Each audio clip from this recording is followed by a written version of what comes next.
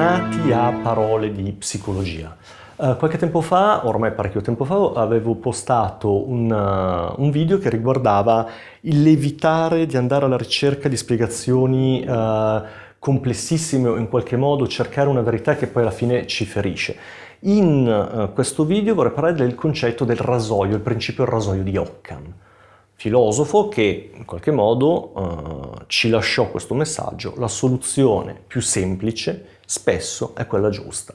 Ed è vero, non sempre, la difficoltà sta proprio nel comprendere quando la verità è quella più semplice e quando no, ma spessissime volte la soluzione è molto semplice, la verità è quella più ovvia. Il problema non è un problema, il problema siamo noi, cioè come ci poniamo rispetto a questo problema, perché cerchiamo delle spiegazioni fortemente illogiche, fortemente complesse, che ci fanno perdere di vista la verità e finiamo così per incasinarci molto di più di quello che il problema stesso avrebbe fatto con noi. La verità può essere incredibilmente semplice, la verità può essere incredibilmente ovvia, così ovvia che ci insulta, che ci dà fastidio, che non la vogliamo vedere, non la vogliamo accettare e andiamo in cerca di spiegazioni complessissime.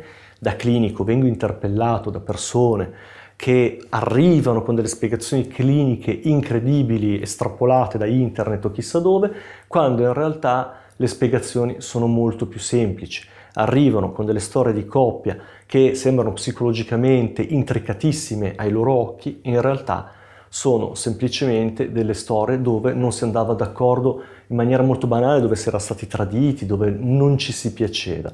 Non è sempre così, in alcuni casi le spiegazioni hanno dei livelli di complessità molto strutturati, ma molto spesso non è così. Molto spesso il problema risiede nella nostra testa, è una volontà di trovare la complicatezza, di trovare una ragione che secondo noi ha un enorme spessore e che in qualche modo può consolarci per il fatto che non siamo riusciti in tempo a capire o a risolvere questo problema. Come il rasoio di Occam, il messaggio di questo video è molto semplice e molto veloce. La soluzione più semplice può essere quella giusta, ci sono anche soluzioni complicate, ma può essere quella giusta.